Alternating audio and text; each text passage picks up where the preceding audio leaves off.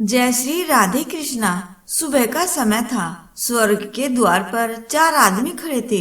स्वर्ग का द्वार बंद था। चारों इस इंतजार में थे कि स्वर्ग का द्वार खुले और वे स्वर्ग के भीतर प्रवेश कर सके। थोड़ी देर बाद द्वार का प्रहरी आया। उसने स्वर्ग का द्वार खोल दिया। द्वार खुलते ही सभी ने द्वार के भीतर जाना चाहा, लेकिन प्रहरी ने किसी को भीतर नहीं जाने दिया।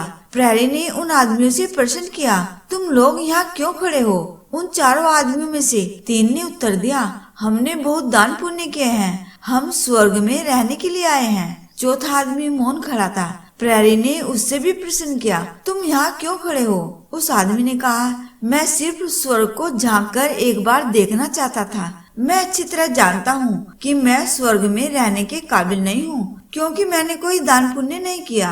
प्रहरी ने चारों आदमी की ओर ध्यान से देखा। फिर उसने पहले आदमी से प्रश्न किया, तुम अपना परिचय दो और वह काम बताओ जिससे तुम्हें स्वर्ग में स्थान मिलना चाहिए। वह आदमी बोला, मैं एक राजा हूँ। मैंने तमाम देशों को जीता।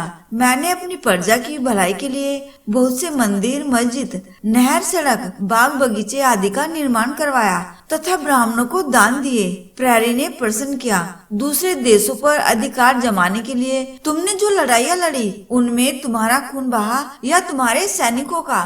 उन लड़ाइयों में तुम्हारे परिवार के लोग मरे कि दोनों ओर की प्रजा मरी? राजा ने कहा, दोनों ओर की प्रजा मरी। फिर प्रहरी ने पूछा, तुमने जो दान किए प्रजा की भलाई के लिए, सड़कें, कुएं, नहरें आदि बनवाई, वह तुमने अपनी मेहनत की कमाई से किया या जनता पर लगाए गए कर से?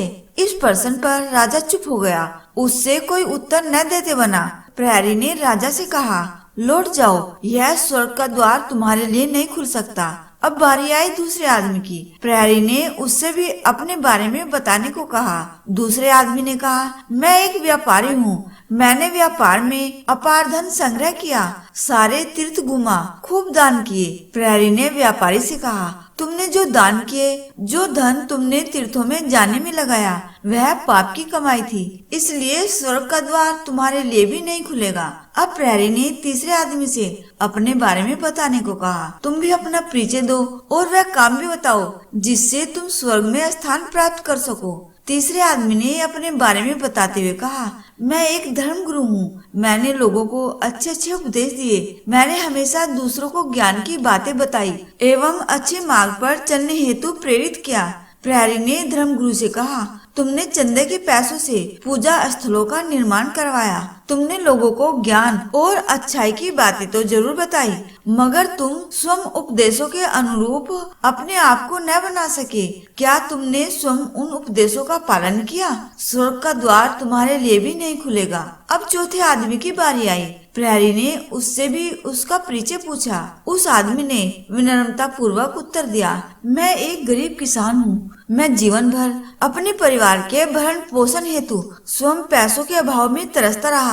मैंने कोई दान पुण्य नहीं किया, इसलिए मैं जानता हूँ कि स्वर्ग का द्वार मेरे लिए नहीं खुल सकता। प्रहरी ने कहा, नहीं, तुम भूल रहे हो। एक बार एक भूखे आदमी को तुमने स्वयं भूखे रहकर अपना पूरा खाना खिला दिया था, पक्षियों को दाना डाला और प्यासे लोगों के लिए पानी का इंतजाम किया था। गरीब किसान ने कहा, हाँ मुझे याद है, लेकिन वे काम तो कोई बहुत ज्यादा महत्वपूर्ण नहीं थे। मुझे बस थोड़ा सा स्वर्ग में झांक लेने दीजिए, किसान ने विनती की।